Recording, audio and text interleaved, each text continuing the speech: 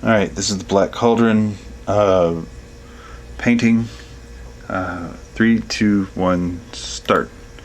Hey guys, my name is AJ, and what we're doing here is I watch. Okay, let me just give you a little background. I've never seen the movie The Black Cauldron. I never read any of the books or anything like that. I didn't play the Sierra game, but the Game Grumps did, and I watched the Game Grumps a lot. So it's one of those fun games. It's always fun to watch, Danny play, point and click kind of games. But I really liked the end of how they kind of finished it. I like the imagery with the skeletons coming out of the cauldron and everything. I went back and looked at some of the original artwork from the what is it, the animated movie, and it is way darker than anything I could ever make. But I really I had this idea, and of course, canvas is reasonably cheap, so I was like, yeah, we're gonna take a crack at it. We're gonna see what we can do. We got the it's just the skeletons coming out of the cauldron after being resurrected by the Horned King, and then the Horned King back right behind them doing the actual resurrecting, and he's dark and he's mysterious and he's got a red robe, and it's you don't really see his face because he's a bad guy, but the skeleton, it's obviously I start with a sketch. I try to do a wash because I've seen other painters do that where they kind of put down a base coat. I guess what I was doing was too thin because it did not come out at all. So I don't know. You can see I've just really got the basic structure of a open mouth skull here, and just trying to lay down. I don't know. It's with painting, as far as I can tell, I'm not a trained painter. I'm really not a very good painter. You can probably tell that by the way I'm just slapping this acrylic on, all willy-nilly style. But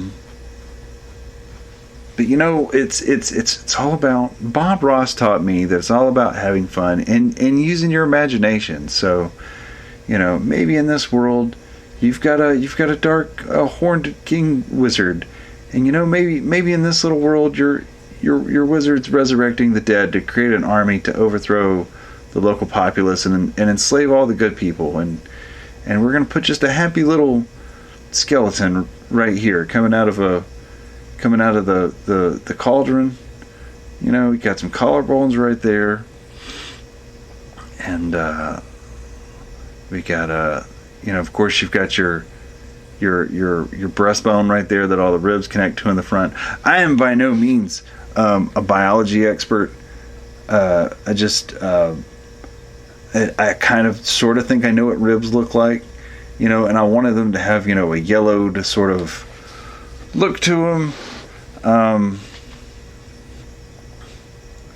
But I also wanted to capture some of the red lights from the fire and the robe behind him, and of course it's also the green goo coming out of the cauldron itself, and of course he's not helping the Horned King's not helping them get out of the cauldron.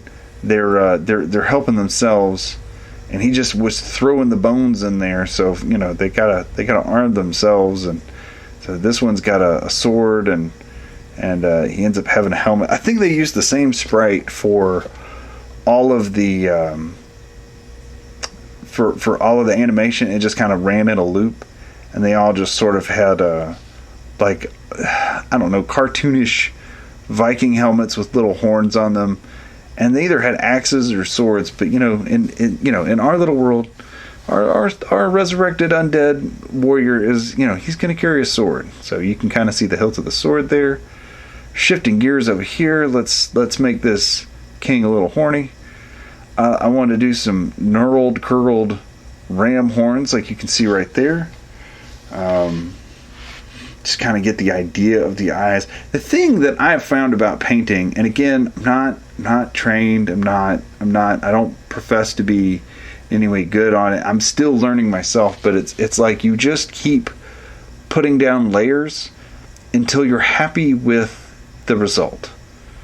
You just keep painting and painting. I think there was an episode of Malcolm in the Middle one time where the dad, Bryan Cranston's character, was trying to do some crazy, interpretist painting or something, and he just kept adding layers and layers of paint. And it was at the spoiler alert, by the way, if you're not a big Malcolm in the Middle fan, you want to catch that episode. Just skip ahead a few seconds. But it seemed like he painted so much that like the layer of paint on front of the canvas was like inches thick, and by the time he was finally satisfied and he had finished his painting, he was like, oh, this is it, this is the masterpiece. The paint actually dried as one big latex glob and then separated from the canvas and then fell over on him and smushed him. So that was the best, most ultimate irony. So, like I said, I never watched the original show, or I'm sorry, the animated movie. So I don't know if they ever actually show the Horned King's face or what he looks like. And I just know he was a dark wizard, very mysterious, and had the horns coming out of the robe. So that was the only thing I really wanted to say. All right, let's not worry about the face here. Let's not worry about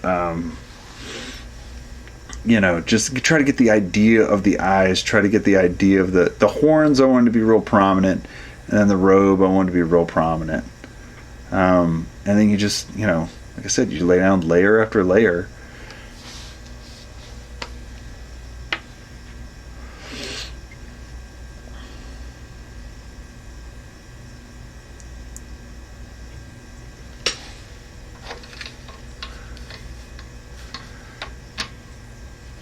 It seems to me like I always have trouble with acrylics. I'm not very skilled with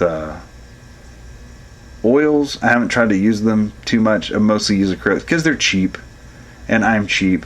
But it seems like you really gotta, if you're, it's hard to put white on top of, or light colors on top of dark colors. It's really, those dark colors really want to dominate. Like I've got the same tube of black that I've had forever. I almost never seem to go through it, and then I've gone through tubes and tubes of white, because you just have to lay it down so thick in order to overpower any of the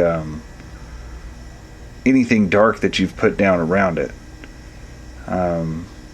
So you see, I'm just trying to use lights and darks here to get the overall idea of what this guy's supposed to look like. And I like going in with just sort of an idea and trying to grow from that, instead of going in with too many aspirations and thinking that, oh, it's going to be like this one, so it's going to be like this one, so I want to be almost not as surprised as maybe somebody else would be, but I want there to be some kind of surprise, where you don't really know where you're going until you get there. Because I feel like that's how a lot of painting should be. You can see, I've seen a lot of really highly skilled artists make paintings that they're beautiful and they're great, but I can just tell that you were really focused on all the things that you were doing. Like you picked every single color, you put thought into everything, and that's probably the better way to do it. But I've always been one who really likes paintings that you just kind of let them be what they were going to be, and you let the colors the chips fall where they may, the colors blend how they were going to blend, and you just hope for the best.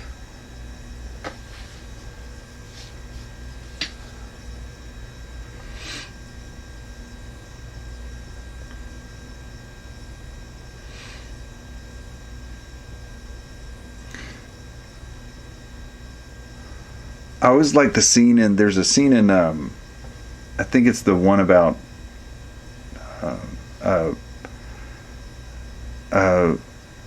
the agony and the ecstasy that's about Vincent van Gogh, and how I think it was Rodin, or I don't know, whoever he painted with in Holland, was just, hey, you're always overloading your brush and you just slap paint on there. And I've always liked that. I don't know how that's a critique, like to me, the brush strokes where there's different colors within each stroke always look so much better to me. And you can always, like I said, you go back and you do more layers, and you can always go back and add it or change it or fix it or whatever you want to do.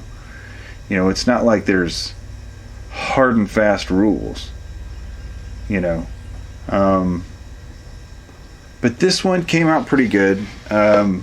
Hopefully the editing looks all right. The lighting's a little bright in the process. It's just from the angle of it and where the light is in this room. I don't really have a professional studio to be recording me painting, but I feel like it came out pretty good. And then there's the whole final review and everything. You get to see what everything came out as, and I'm pretty happy with this one. I was a little nervous about the halfway point, but you just kind of have to keep the faith and keep painting until it becomes what you want. I had when I was in the Boy Scouts for years and years as a kid, I had the Scoutmaster.